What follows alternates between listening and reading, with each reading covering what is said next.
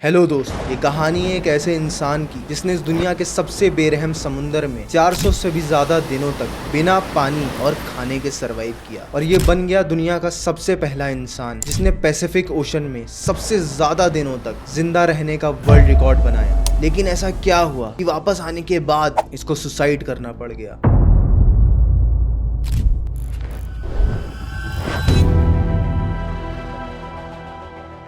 ये कहानी है होजे साल्वाडोर अल्वारेंगा की, जिसने 438 दिनों तक दुनिया का सबसे बेरहम समुद्र पैसिफिक ओशन में जिंदगी और मौत की लड़ाई लड़ी।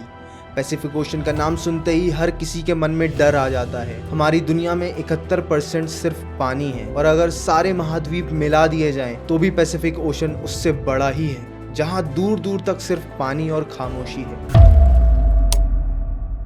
17 नवंबर 2012। बाकी दिनों की तरह ये एक आम दिन था। होजे 36 साल का एक एक्सपीरियंस मछुआरा जो मेक्सिको के एक गांव कोस्टा अजूल में रहता था, वो और उसका एक साथी फिशिंग करने निकलते हैं रोजाना की तरह अपनी 7 फुट की छोटी सी बोट पर। इस बोट पर वो ज्यादा दूर जाकर मछली नहीं पकड़ सकते थे क्योंकि बोट बहुत छोटी थी, इतनी छोटी कि उस पर सिर्फ एक इंजन और एक फ्रिज ही आ पाता था। दोनों शोर से दूर 120 किलोमीटर निकल जाते हैं और अपना जाल समुद्र में बिछा रहे होते हैं कि अचानक से एक खतरनाक समुद्री तूफान उनकी तरफ तेजी से नजर आता होता है। वक्त बचाने के लिए वो जाल को भी वहीं छोड़ देते हैं और बोट को पूरी रफ्तार पर भगाते हैं। लगातार 6 घंटों तक तूफान से भागने के बाद वो किनारे से सिर्फ 20 किलोमीटर ही दूर थे कि बोट का इंजन अचानक खराब हो जाता है और उनकी नजरों के सामने किनारा होता है और उनको अपना गांव भी सामने दिख रहा होता है और तूफान भी काफी पीछे रह गया होता है। होजे जल्दी से अपना रेडियो निकालता है और अपने बॉस को अपनी लोकेशन भेजता है और जवाब का इंतजार करने लगता है। एक तरफ तेजी से आता हुआ तूफान और जमीन से जवाब का इंतजार। उनकी जिंदगी इसी के बीच में फंसी हुई थी, लेकिन किस्मत इतनी खराब निकली कि रेडियो की बैटरी भी डेड हो जाती है। इतनी तेजी से तूफान आ रहा था कि मानो दोनों को जिंदा ही निकल जाएगा। तूफान के साथ हवाएं इतनी तेज थीं कि उनकी बोट किनारे से और दूर होने लगी। कुछ ही देर में किनारा भी नजर नहीं आ रहा था। तेज लहरें बोट को तूफान की तरफ खींचने लगी। उनके बॉस तक जब वो मैसेज पहुंचा तो बहुत देर हो चुकी थी, लेकिन होजे का बॉस एक सर्च पार्टी भेजता है इनको ढूंढने के लिए। लेकिन हर गुजरते लम्हे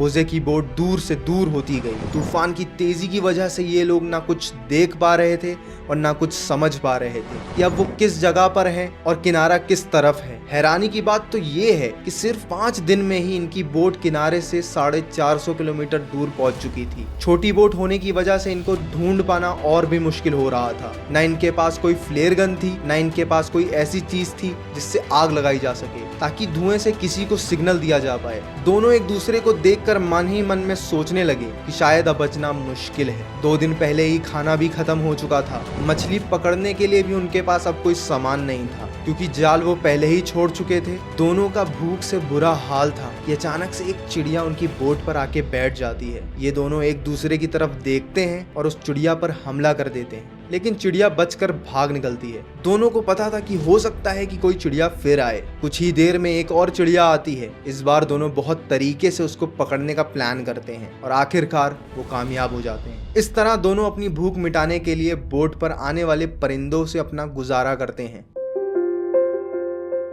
समुद्र का खारा पानी पीने से इंसान की मौत हो सकती है। इस वजह से उन्होंने बारिश के पानी को प्लास्टिक बॉटल में स्टोर करना शुरू कर दिया, जिसको पी के वो जिंदा रहते थे। लेकिन जब बारिश ना पड़ती तब वो प्यास बुझाने के लिए मछलियों और टर्टल्स का खून पीते थे, लेकिन वो भी तब जब वो उनको पकड़ने में कामयाब हो जाते थे। दिन गुजरते गए और फिर महीने। ये दोनों जिस मेंटल टॉर्चर से गुजर रहे थे वो इमेजिन करना भी हमारे लिए बहुत मुश्किल है। 4 महीने टॉर्चर सहने के बाद आखिरकार होजे का साथी ये टॉर्चर बर्दाश्त न कर पाया। 4 महीने भूखे प्यासे रहने की वजह से वो बहुत कमजोर हो गया था और उसकी तबीयत काफी खराब हो चुकी थी। हालात को देखकर उसने खाना पीना बंद कर दिया था और माल न्यूट्रिशन से वो मर जाता है, ये कहते हुए कि अगर वो मर जाए तो उसको खाना मत। होजे अब अकेला हो गया और कई दिन तक अपने साथी की बॉडी से बातें करता, लेकिन कुछ दिन बाद अपने साथी की बॉडी को वो बोट से फेंक देता है, ये सोचकर कि उससे बातें करने की वजह से वो पागल होता जा रहा है। अब बोट पर सिर्फ होजे अकेला था और उसके चारों तरफ पानी ही पानी था, जिसको देखकर उसको जिंदगी की कोई उम्मीद बाकी नजर नहीं आ रही थी। लेकिन अपने हालात से तंग आकर वो जैसे तैसे जी रहा था। मैप्स में देखा जाए तो एक अंदाजे के मुताबिक होजे पैसिफिक ओशन की एक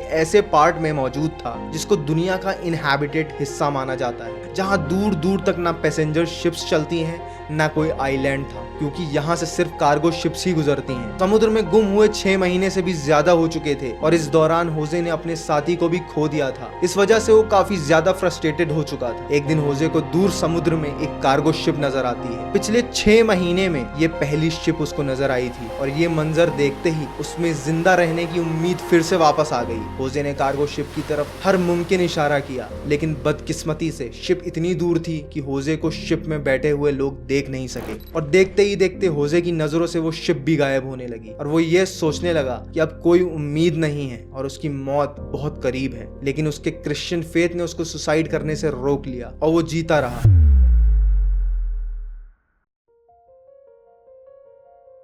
अब 11 महीनों के बाद होजे अपनी इस छोटी सी बोट पर 8000 किलोमीटर ट्रैवल कर चुका था। उसके कपड़े भी फट चुके थे और उसके पास खुद को कड़कती धूप से बचाने के लिए सिर्फ एक अंडरवेस्ट ही बचा था। आखिरकार वो घड़ी आ गई जब किस्मत होजे पर मेहरबान हुई। 30 जनवरी 2014 यानी पूरे 14 महीने के बाद होजे ने आसपास पानी में नारियल तैरते हुए देखे। तो एक एक्सपीरियंस फिशरमैन होने की वजह से वो समझ गया कि ये इस चीज की निशानी है कि पास में कोई आइलैंड है जहां से नारियल गिरकर तैरते हुए उसको नजर आ रहे हैं। और थोड़ी ही देर बाद उसको हकीकत में एक आइलैंड नजर आता है, लेकिन उसको डर था कि ये आइलैंड भी कहीं उसके सामने से ना निकल जाए। इस वजह से वो पानी में खुद कूद गया और तैर कर आइलैंड पर पहुंच गया। पिछले 14 महीनों में होजे ने पहली बार किसी जमीन पर कदम रखा था और जब वो आइलैंड पर पहुंचा तो वो फूट फूट कर रोने लगा। उसको एक छोटा बीच हाउस दिखाई दिया जिसमें वहां के लोकल्स मौजूद थे और पिछले 438 दिन में होजे का पहली बार किसी इंसान के साथ कांटेक्ट था। ये आइलैंड मार्शल आइलैंड्स का एक रिमोट आइलैंड था जिसको इबॉन एटॉल कहा जाता है और ये आइलैंड होजे के स्टार्टिंग पॉइंट से 11,000 किलोमीटर दूर था।